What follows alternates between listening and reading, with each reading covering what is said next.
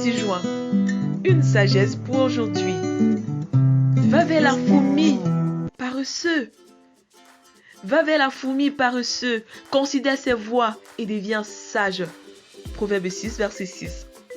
Dans ce verset, le parent sage veut communiquer la valeur du travail acharné à son fils. Au travers de l'image de la fourmi, il veut défier son fils à s'autodiscipliner et à être actif au lieu de s'agiter. Qu'est-ce que la paresse? La paresse est une tendance poussée au repos prolongé ou à l'inaction qui fait qu'on ne puisse pas remplir ses responsabilités en temps opportun. Quelques traits du caractère paresseux. Il se croit sage à ses propres yeux. Il a peur de s'engager dans quoi que ce soit. Il réussit toujours à trouver une raison pour remettre à plus tard. Il éprouve beaucoup de désirs, mais ne fait rien pour les combler.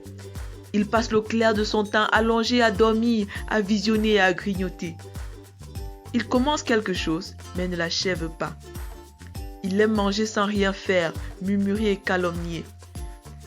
Est-ce que nous nous reconnaissons dans l'un de ces traits de caractère? Comment comptons-nous nous en défaire? L'ingratitude et le mensonge sont deux choses qui accompagnent généralement le paresseux. Le paresseux est ingrat vis-à-vis de Dieu et vis-à-vis des hommes. Il ne reconnaît pas la grâce qui lui a été donnée pour sa fécondité et sa multiplication, ce qui va l'entraîner dans toutes sortes de murmures. Jésus dit, son maître lui répondit, « Serviteur méchant et paresseux, tu savais que je moissonne où je n'ai pas semé et que j'amasse où je n'avais pas vanné.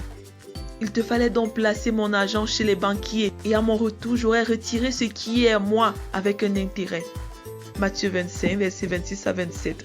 Le serviteur de la parabole a reçu un talent de son maître, mais à cause de ses préjugés sur son maître, de sa peur et de son refus de s'investir et d'investir, il va préférer ne rien faire pour son maître et enterrer le talent de son maître jusqu'à son retour.